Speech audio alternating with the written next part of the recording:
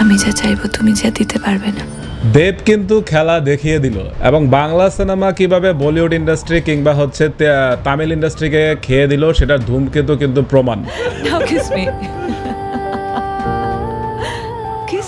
ধূমকেতু সিনেমা কিন্তু কলকাতা ইন্ডাস্ট্রিতে মানে মাল্টিপ্লেক্সে কিন্তু ভালো এগিয়ে আছে এবং যে কলকাতা ইন্ডাস্ট্রির মতো ইন্ডাস্ট্রিতে বাংলা সিনেমা এগিয়ে গেছে সেখানে ওয়ার 2 তো পাত্তা পাচ্ছেই না এবং ধূমকেতু ভালো করছে এবং খাদানের বক্স অফিস রেকর্ড কিন্তু ভাঙবে, কারণ ধূমকেতুর ওপেনিং যেভাবে নিচ্ছে দর্শক কিন্তু সেই পুরনো নস্টালজিয়ায় ফিরে গেছে দেব এবং শুভশ্রীকে দেখে।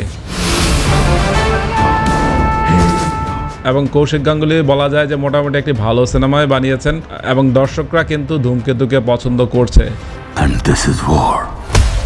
ওয়ার 2 এই সিনেমা নিয়ে মানুষের প্রত্যাশা ছিল প্রচুর, সেই সিনেমার এরকম ভরাডুবি এটা কিছুতেই মেনে নেওয়া যায় না। আমি নিজেও কিন্তু এনটিআর এবং ঋত্বিকের ওয়ার 2 সিনেমার জন্য অপেক্ষা করেছি অনেক দিন, কিন্তু দিন শেষে এটা কি শুনলাম, ওফ, আফসোস আফসোস আফসোস।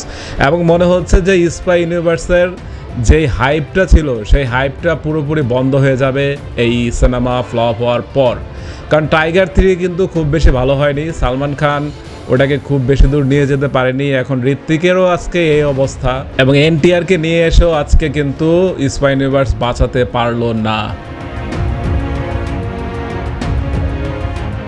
পাঠান সিনেমা দিয়ে স্পাই ইউনিভার্স যেই প্রত্যাশা, যে আকাশচুম্বী উচ্চতায় উঠে গিয়েছিল,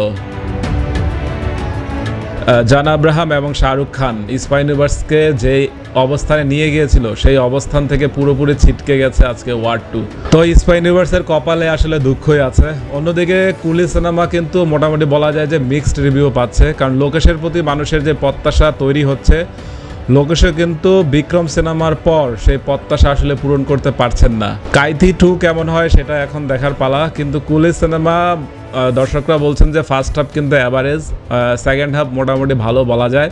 তো রজনীকান্ত এখানে সবাই ভালো করেছেন, রজনীকান্ত, উপেন্দ্র, আমির খান, নাগার্জুনা বা সৌবিন, তো সবাইকে কিন্তু ছাপিয়ে গেছে সৌবিন তার দয়াল নামে ক্যারেক্টারটি দিয়ে।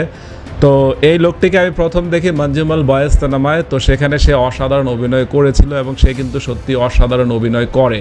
তো যাই হোক, এটাই বলতে চাই যে কলকাতা ইন্ডাস্ট্রির মতো ইন্ডাস্ট্রিতে বাংলা সিনেমা এগিয়ে গেছে, সেখানে ওয়ার 2 তো পাত্তা পাচ্ছেই না।